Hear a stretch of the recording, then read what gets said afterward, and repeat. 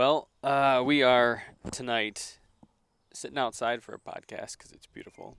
Although it's pretty unhealthy air right Yeah. now. The smoke, though, keeps it cool. So right now in Michigan, there is almost like a turbulence front rolling through, and it's kind of swirling around. It's pulling a bunch of smoke down from Canada and all those wildfires, and yesterday, it looked like there was fog out at noon. Oh, yeah. I mean, you could look straight at the sun. You could smell the smoke. It smelled Mhm. just smelled like fires out west. Yeah, it was weird. Lori said she could smell like burning plastic. She had no idea what was going on. Yeah. She's like, "Why does it smell like burning plastic outside?" I'm like, "That's wildfire smoke." Yeah, my brother was saying it's like the worst air quality we've ever had in Michigan. Yeah, it's bad. Really, like they pull up a scale and we're close to the 300s, whatever Yeah, that means. Seems bad. That We seems shouldn't be outside, but you know what? I haven't done less. You feel bad for the people actually working outside, Like working all day. landscapers, Yeah, and right. builders, and My brother roofers was and- wearing a mask out. Here's the funny thing, and he'll listen to this. He was big, no masks for COVID, but now he wants masks for, which I know that there's more to it than that, but just at a very like just a cloth mask. N22, whatever they're Yeah, called. yeah, whatever those are. Yeah, I don't think that picks up smoke particulates. I have no idea how any of it works. If that's true, then you can just wear one in a restaurant. People can smoke in restaurants again. Come on now. Worth a shot. We'll bring it to the next town hall meeting. So we're together. It's the beginning of summer, and so we are actually using this as the kickoff episode for the next about 8 weeks. We're going to be tackling things you gotta get right before the fall hunting season. Yeah, sure. So getting your stuff right. So we'll do things like getting yourself right, getting Like your mentally or physically or both. both, Okay. like a physical, mental. Getting your body right, and we'll talk about why doing that is even important for whitetail hunters. We'll talk layering, so how to create a system of clothes. It's a lot of times in the off season you're buying gear and you're looking to kind of upgrade your stuff, and Sure. so we're going to be talking about how to actually get the most out of the clothes you wear. We'll talk boots and tactics and scouting. We're gonna talk a bunch of stuff. So for the next 8 weeks, that is the series that we're running, and pretty excited about it. It's actually kind of nice because as you progress through winter into spring, you get a little bit of that. If you turkey hunt, it's awesome to do, and you get that a little bit of kick of hunting. But then, Yep. I mean, for me, and maybe there's other people out there too, but there's almost like a remembrance again. Like you got to refresh yourself on, okay, this is what I need to start doing again this time of year. You forget it. Yeah. I mean, I do. I do too.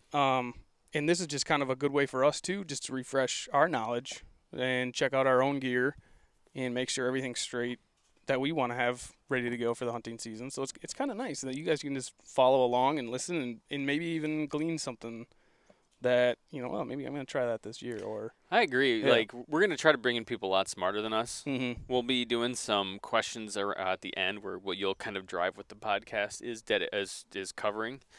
So we've got good stuff. I'm about to do a little shopping, by the way. Ooh, where? Speaking of preseason stuff, it's trail cam buy-in season. Oh, it is trail Yeah. cam buying season. I'm going hard at it this year. What are you leaning towards? I don't know. I've tried a bunch of different kinds of cameras, but like you said, you get to the end of the year and it's like, which ones did I know which one I kind of liked. I don't know if that's the best one to get a bunch of. Do I just get a bunch of cheap ones? Are you going I want to satellite? get like 10. What if I just got like 10 cameras? You doing like the satellite subscription meshed I don't know. cameras? I don't know. Okay. Hey, everybody. Welcome back to another episode of the Fair Chase podcast. We're going to take a few seconds here to thank a few sponsors that helped make this show possible. We are big fans of having glass with you when you're in the woods. So whether we're turkey hunting, bear hunting, deer hunting, whatever we're doing, we're bringing some sort of glass. Actually, one of the new fun pieces of glass that we've added to our collection were the UHD 18 by 56s. Big boys. I like them because then you don't need to bring a full spotter, and you can still do so. pretty well. Yeah. I like the 2 eyes. So we love Vortex. We use a lot of their optics on our rifles, on our chest when we're out. Rangefinders, they got Rangefinders, amazing. So we'll love them. Go check them out. And actually, if you're going to buy some, check out Midway USA and use the promo code TFC10 for 10% off your order. I promise you won't be disappointed. Go check them out, Vortex Optics. HuntWise is an awesome app. There's a lot of them out there. This one's definitely our favorite. They're local here in Grand Rapids, have their headquarters here. They have an awesome HuntCast 2.0 that's going to give you weather prediction, wind prediction, anything based off the pin and property that you're hunting to give you the best day to get out there and hunt. So it's kind of a no-brainer. Go get this app, huntwise.com. It's no secret we've been shooting method arrows for a long time. Well, it might be because they used to be called vector arrows. Their method arrows now are super tough, great shooting arrows, great weight. And what's really cool about them is you enter your bow specs in, weight, draw length, Yes. all that stuff, and they will send No charts. No more charts. No more. Let them messing deal around. with it. The smart dudes who we've had on our show in the past figure it out for you. Send you ready to go arrows. Ready to shoot. Go check them out. Method Archery. We've shot a lot of bows, but for the past 5 or so years, we've been shooting prime bows. Love the way they shoot. Super stable. And what we're really excited Great about. warranty. Great warranty. And this year they rolled out the RevX series, which is pretty sweet. We've been talking about the different RevXs we're going to be shooting. And you're going in the 6Y? I'm deciding to shoot the 36, which is a The longer only axis, reason he's choosing the 36 is because I figure the bigger the bow, the Don't bigger say the it. buck. So we're going to test that out. Follow us this year to see if that actually happens. But that's what I'm shooting. You're shooting the RevX 4. Yep. So anyways, we love Prime. Michigan company. Great guys. Go check them out. G5prime.com. We put a lot of miles on whether we're hunting, boots. Yeah, on our boots. Whether it's Alaska out west, even here in Michigan. Let's just say the muck boots were left in the truck. Yes. So we need something that's comfortable, that'll keep us dry, that's durable, and actually we like a little stiffer soled when we're hunting from our platform when we're saddle hunting. So we wear Lathrop & Son boots. I've been wearing the Mountain Hunter Encompass, and yours is the Mountain Hunter Elite. Great boots. Great guys from down in Illinois, the Lathrop brothers. Had them on an episode in the past. Go check it out. Go check out their boots, Lathrop & Sons. If you didn't already know that James and I are saddle hunters, then you do now. And if you don't like it, then go listen to somebody else because we're going to talk about saddles. We wear Trophy Line tree saddles because we think they're awesome. And they come out with some awesome new products all the time. They just came out with a new Venatic saddle that is seriously the best saddle I've ever sat in. And I've sat in quite a bit of them. They also have the new Onyx platform out. I spent some time on it this fall. I've spent some time on it. It's pretty sweet. And they're going to continue to come out with sweet products just like those two. So stay tuned to them. They've got social media, trophyline.com. And save yourself 10%. TFC 10. It's no use having an awesome bow if you don't have great accessories. So sights, stabilizers, things like that. And so that's why we chose to work with Redline Bow Accessories. And so those guys are coming out with amazing new things, whether it be new stabilizers or sights like this. If you're watching on our YouTube or video podcast, this new torch sight. So we're huge fans of this sight. Double pin. You know what? Go check out our past episode with them or check out their website. There's a ton to like about this site. Their stabilizers are great, and actually some of their quivers are incredible. Yes. So go check them out. Listen to the last episode we did with them. Oh, and save yourself 10% with the code TFC10. Well, try a little bit of both. You might like that. You just I like this walking cell. out there and pulling cars. I mean, Yeah, I do like the cell cameras. People kind of hate on it, and I get it. But it's really nice to just learn about how deer move, and it's been a great tool for me, at least as I move to a new area to learn it.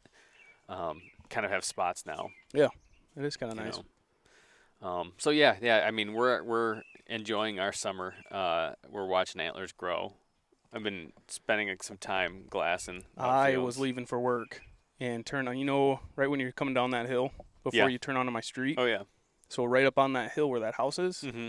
There were like 5 bucks just chilling out in this yard. And one of them, I mean, it's coming up on the end of June. He was like outside the ears, starting to grow up. Oh, you love to see He it. was a good-looking buck so far. Yeah. It was cool. I have very high hopes for this year. I feel like we learned a lot about some spots last year. I had a ton of crazy opportunities and like You did. stuff stacked against us. Like the guy that walked out of the, that we were hunting together, and I had this buck making a rub, and he worked his way, and this old guy crested the hill with a cane. to dropping my arrow And that was at like 8:30 in the morning on a Saturday. yeah, Son of a gun. to That was a good spot too. it was a good spot. So we have spots to go back to, and I have a vendetta against. There's like 3 deer that got away from me Good last bucks. year. Good bucks. And we've got another new entry point that we want to hit on that one spot Which one? via water. Oh, the aqua spot. That way. Yes, We we haven't done that yet. You said there's a closer spot to get in there. Yes, last year she gave me permission, and I never used it. I know. So It I'm feels a little hoping- weird pulling in there because it's all dark and It feels weird, and I think we could pull up higher and just float faster. yeah, down. probably. Well, we can explore that later. Yeah, I actually Maybe do a wanna, little a summer test run. I was just gonna say I might want to. Summer's a great time to if you're wanting to try something new. Summer's a perfect time to do it. Yeah. Especially something like this. Like we've got a spot that we learned of last year, and one of our new tactics is actually approaching this spot from the water. Mhm. So we're gonna be using kayaks, and dang it, Dan. We got We've got people distracting us right now. that was too much, man. Now that I'm back on I got track, you. I'm following. you know what I mean? actually, Like, yeah. try it out now. Like, we want to know how long that float's going to take to this spot. Like, let's just try it in the summer. We can fish on the way if you want to. Oh man, You know? that's We find out it's like a 15, 20-minute float. It's like, all right, well, let's get we there. should do that one of these I know. nights. Do a little fish out there. I was just on that river that we're talking Mm-hmm. about, and did fairly well with the smallies. Yeah? Yeah. You were telling me about that. Yep. Took a little motorboat out, and you motorboating son of a gun. Yeah. So no, Wedding I crashers. totally agree. I've got some spots too that I'll start to every once in a while. I like to go on like a trail run or like a ruck. I'll just do that and then go to a spot that I want to scout out, Heck yeah. and it's 2 birds, 1 stone type situation. So, if I am maybe a first-time listener of the podcast and I'm looking at this listening series, should I be going into this series with, kind of an open mindset where you're going to be bringing up ideas that people should follow or different ideas that maybe people could pick from, or like how if I'm a new listener or Yeah. someone who's just getting into bow hunting or hunting in general, should I just be writing everything down? Like what Yeah. is I know you kind of maybe touched it in the beginning, but Yeah, I think what's your goal here? the plan for this is we've picked different voices that we haven't had so much on our podcast so far. Okay. But people that I believe to be like very knowledgeable about these things and have done these things well. So people that are really good at layering or really good at scouting or really good at, physical training. We're going to grab people that kind of fit our mindset as well. Okay. Which is we tend to hunt public land. That's not always the case.